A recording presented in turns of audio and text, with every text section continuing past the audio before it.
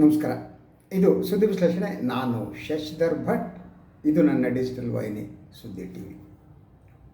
ಬಿಹಾರ ವಿಧಾನಸಭಾ ಚುನಾವಣೆಯ ಫಲಿತಾಂಶ, ಅದರ ದಿಕ್ಕು ದೆಸೆ, ಯಾರಿಗೆ ಜಯ ಯಾರಿಗೆ ಸೋಲು, ಬಹುಮಟ್ಟಿಗೆ ಈ ಎಲ್ಲ ಅಂಶಗಳು ಇವತ್ತು ಸ್ಪಷ್ಟವಾಗಿವೆ. ಒಂದು, NDA ಅಭೂತಪೂರ್ವ ಜಯದತ್ತ ದಾಪುಗಾಲಾಗ್ತಾ ಇದೆ. ಇಂಡಿಯಾ ಒಕ್ಕೂಟ ಇನ್ನೊಂದು ಸೋಲು ಅನುಭವಿಸ್ತಾ ಇದೆ. ಹಾಗಿದ್ದರೆ ಈ ಫಲಿತಾಂಶವನ್ನು ನಾವು ವಿಶ್ಲೇಷಿಸುವುದು ಹೇಗೆ? ಒಂದು, ಮತಗಟ್ಟೆ ಸಮೀಕ್ಷೆಗಳು ಬಹುಮಟ್ಟಿಗೆ ಸತ್ಯ ಆಗ್ತಾ ಇವೆ. ನಾನು ಈ ಮತಗಟ್ಟೆ ಸಮೀಕ್ಷೆಗಳ ಬಗ್ಗೆ ನಿನ್ನೆ ನಾನೊಂದು ವಿಶ್ಲೇಷಣೆಯನ್ನು ಮಾಡಿದ್ದೆ, ತಾವು ದಯವಿಟ್ಟು ಅದನ್ನು ನೋಡ್ಬೋದು. ಅದರಲ್ಲಿ ಹೇಳಿದ್ದೆ, ನೀವು ಸರಿಯಾಗಿ ಮತಗಟ್ಟೆ ಸಮೀಕ್ಷೆಯನ್ನು ಮಾಡಿದರೆ ಫಲಿತಾಂಶ 99.9% ಸರಿಯಾಗತ್ತೆ ಅಂಥೇಳಿ ಮತಗಟ್ಟೆ ಸಮೀಕ್ಷೆಯಲ್ಲಿ ನನಗಿದ್ದಂಥ ಅನುಭವವನ್ನು ಕೂಡ ನಾನು ಹಂಚಿಕೊಂಡಿದ್ದೆ. ಸೊ ಮತಗಟ್ಟೆ ಸಮೀಕ್ಷೆ ಸ್ಯಾಂಪಲ್ಗಳ ಆಯ್ಕೆ ಇನ್ನೊಂದು ಎಷ್ಟು ಮುಖ್ಯ ಅನ್ನೋದನ್ನು ಹೇಳಿದ್ದೆ. ಸೊ ಆದ್ದರಿಂದ ಮೊದಲನೇದಾಗಿ ಮತಗಟ್ಟೆ ಸಮೀಕ್ಷೆ ಏನಿದೆ ಅದು ಸತ್ಯ ಆಗ್ತಾ ಇದೆ. ಇದೊಂದು ಚಾನಲ್ಗಳಿಗೆ ಒಂದು ಗರಿ ಬಂದ ಹಾಗೆ. ಈ ಫಲಿತಾಂಶವನ್ನು ವಿಶ್ಲೇಷಿಸುವಾಗ ಒಂದು ಬಹಳ ಸ್ಪಷ್ಟವಾಗಿ ಹೇಳಬೇಕಾದ್ದು, ಇದು ಮೊದಲನೇದಾಗಿ ನಿತೀಶ್ ಕುಮಾರ್ ಅವರ ಜಯ, ಫಸ್ಟ್ ಥಿಂಗ್. ಸೆಕೆಂಡ್ ಥಿಂಗ್, ಬಿಹಾರದ ಮಹಿಳಾ ಮತದಾರರು ಏನಿದ್ದಾರೆ ಅವರು NDA ಒಕ್ಕೂಟಕ್ಕೆ ಅಭೂತಪೂರ್ವವಾದ ಜಯವನ್ನು ದೊರಕಿಸಿಕೊಟ್ಟಿದ್ದಾರೆ. ಮೂರನೇದು, ಈ ಬಾರಿ ಮತದಾನದ ಪ್ರಮಾಣ ಇದೆಯಲ್ಲ, ಆ ಪ್ರಮಾಣ ಅತಿ ಹೆಚ್ಚು ಆದದ್ದಕ್ಕೆ ಕಾರಣ ಅಂತಂದರೆ ಮಹಿಳಾ ಮತದಾರರು ಮತಗಟ್ಟೆಯತ್ತ ಓಡಿ ಬಂದದ್ದು. ಇಲ್ಲೂ ಕೂಡ ಗ್ಯಾರಂಟಿ ವರ್ಕೌಟ್ ಆಗಿದೆ. ಕರ್ನಾಟಕದಲ್ಲಿ ಕಾಂಗ್ರೆಸ್ ಗ್ಯಾರಂಟಿಯನ್ನು ತಂದಾಗ ಮೂಗು ಮುರಿದವರು, ಅದನ್ನು ಟೀಕಿಸಿದವರು, ಅದು ಅಭಿವೃದ್ಧಿ ವಿರೋಧಿ ಎಂದವರು ಅವರೇನೆ ಬಿಹಾರದಲ್ಲಿ ಗ್ಯಾರಂಟಿಯನ್ನು ಇನ್ನೊಂದು ರೂಪದಲ್ಲಿ ತಂದರು. ಮಹಿಳೆಯರಿಗೆ 10,000 ರೂಪಾಯಿಯನ್ನು ಚುನಾವಣೆ ಕೆಲವೇ ದಿನ ಇರುವಾಗ ಅವರ ಅಕೌಂಟಿಗೆ ಹಾಕಲಾಯಿತು. ಈ ಬಗ್ಗೆ ಚುನಾವಣಾ ಆಯೋಗ ಮೌನವಾಗಿ ಇತ್ತು. ಇದಕ್ಕೆ ಮೋದಿಯವರು ಏನು ಹೇಳ್ತಾರೆ ಅನ್ನೋ ಕುತೂಹಲ ಇದೆ. ಇದು ಗ್ಯಾರಂಟಿ ಹೌದಾ ಅಲ್ವಾ, ಇದು ಅಭಿವೃದ್ಧಿ ಆಗುತ್ತೆ ಇಲ್ಲ, ಆ ಬಗ್ಗೆ ಇವತ್ತು ಈ ಚರ್ಚೆ ಮಾಡಲ್ಲ. ಯಾಕೆಂದರೆ ಅವರವರ ಮಾತುಗಳಿದೆಯಲ್ಲ, ಅದು ಅವರನ್ನೇ ಕಟ್ಟಿ ಆಗುತ್ತೆ. ಸೊ ಹಾಗಿದ್ದರೆ ಇದನ್ನು ಈ ಕಾಂಗ್ರೆಸ್ ಮತ್ತು RJD ಏನಿದೆ ಅವರ ಸೋಲಿಗೆ ಏನು ಕಾರಣ?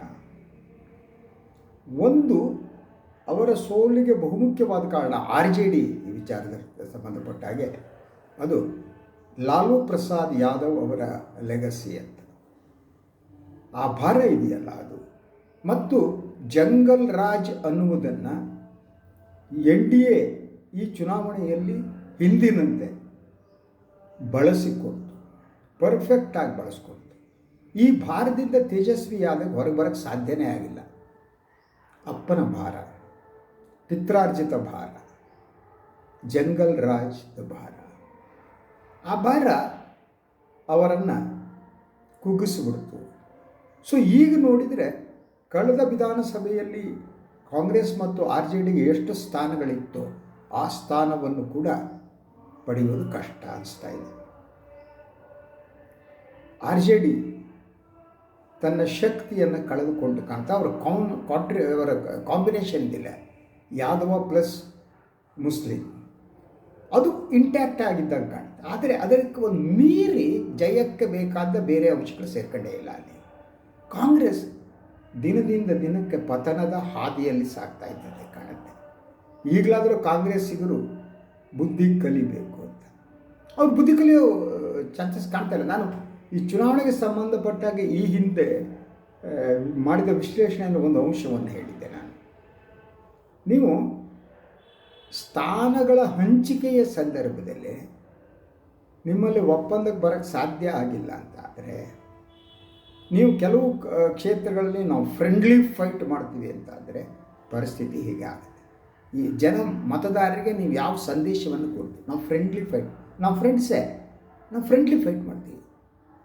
ಇದು ಸಂಪೂರ್ಣವಾಗಿ ಇಂಡಿಯಾ ಒಕ್ಕೂಟ ಏನಿದೆ ಅದರ ಚಾನ್ಸಸ್ಸನ್ನು ಕೊನೆಗೊಳಿಸಿ ಫ್ರೆಂಡ್ಲಿ ಫೈಟ್. ಸೊ ಫ್ರೆಂಡ್ಲಿ ಫೈಟನ್ನು ಮೀರಿ ಇಬ್ಬರು ನಡುವೆ ಹೊಂದಾಣಿಕೆ ಏನೋ ಅನೌನ್ಸ್ ಮಾಡಿಬಿಟ್ರು, ತೇಜಸ್ವಿ ಯಾದವ್ ಮುಖ್ಯಮಂತ್ರಿ ಅಭ್ಯರ್ಥಿ ಅಂತ ಅನೌನ್ಸ್ ಮಾಡಿದ್ದು ನಿಜ, ಅದರಿಂದ ಮಾತ್ರ ವರ್ಕೌಟ್ ಆಗಲ್ಲ. ನೀವು ಮುಖ್ಯಮಂತ್ರಿ ಅಭ್ಯರ್ಥಿ ಅಂತ ಅನೌನ್ಸ್ ಮಾಡಿಬಿಟ್ರೆ ವರ್ಕೌಟ್ ಆಗಲ್ಲ.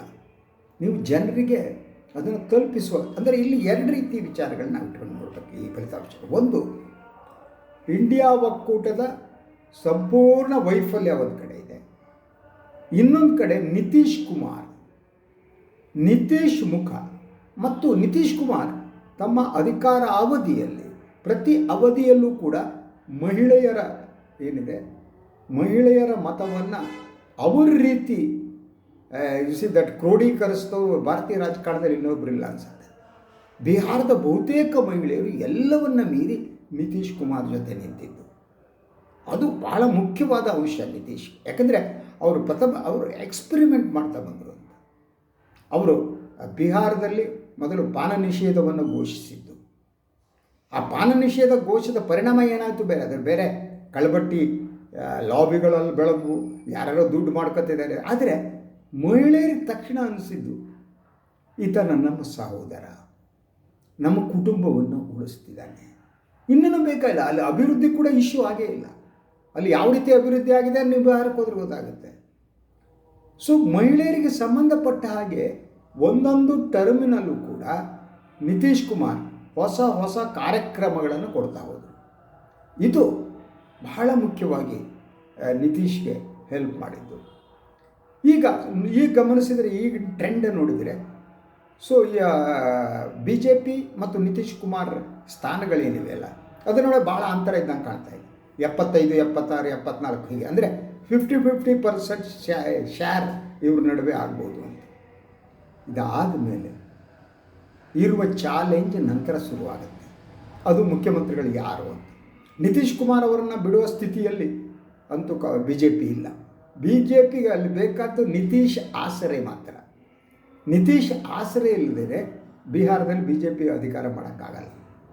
ಸೊ ಆದ್ದರಿಂದ ಅವರ ಆಸರೆ ಬೇಕು. ಆದರೆ ಸಮಸ್ಯೆ ಇರೋದೇನು ಅಂದರೆ ಬಿಹಾರ್ ಅದು ಅಭಿವೃದ್ಧಿಯ ಪ್ರಶ್ನೆ ಏನಿದೆಯಲ್ಲ, ಅದು ಬಹು ಮುಖ್ಯವಾದ ಸಮಸ್ಯೆ.